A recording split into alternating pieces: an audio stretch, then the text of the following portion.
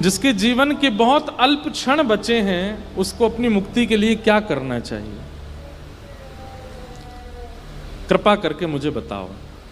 और यहां से अब श्री सुखदेव जी महाराज कथा सुनाना प्रारंभ करते हैं। अब एक बात में स्पष्ट कर दें, सुखदेव जी महाराज परीक्षित से कहते हैं, परीक्षित,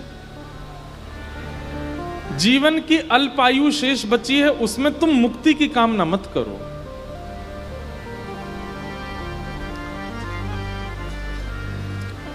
मुक्ति प्राप्त करने के लिए बहुत लंबे समय की आवश्यकता नहीं है। अंते नारायण स्मृति, आपने जीवन भर चाहे जो किया हो, लेकिन अगर अंतिम श्वास में गलती से भी नारायण मुख से निकल गया तो जीवन भर का सारा चैप्टर क्लोज कर दिया जाता है, सारे पाप नाश कर दिए जाते हैं।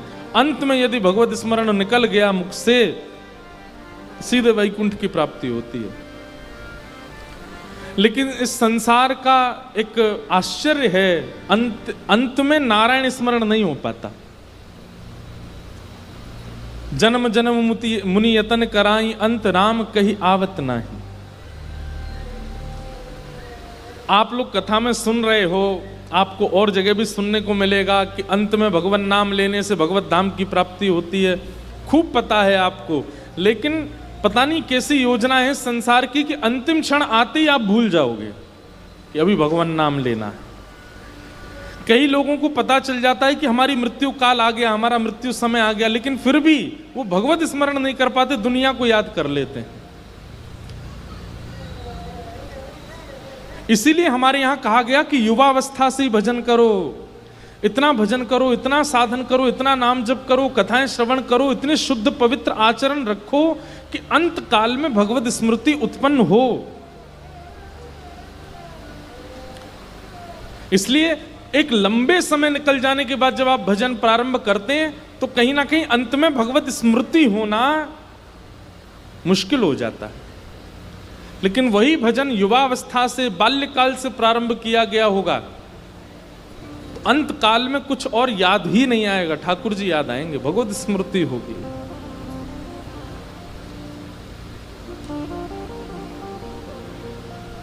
हमारे वृंदावन के एक महापुरुष के बारे में बताते हैं कि उनकी हार्ट की सर्जरी हुई, एनेस्थीसिया इंजेक्शन दे दिया, बेहोश कर दिया, और उनकी स्थिति इतनी खराब थी कि वो भगवत स्मरण करने वाले स्थिति में नहीं थे।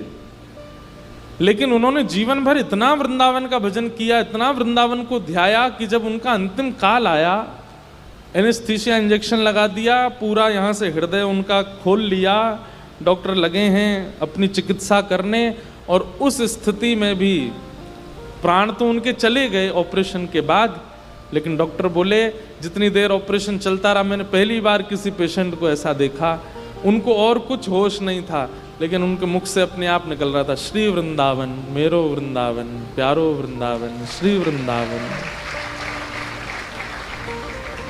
बोले 2 मिनट के लिए तो हम सारे चिकित्सक आश्चर्यचकित हो गए, ये हो ही नहीं सकता, ये अनकॉन्शियस स्थिति में ये बोल कैसे रहे हैं।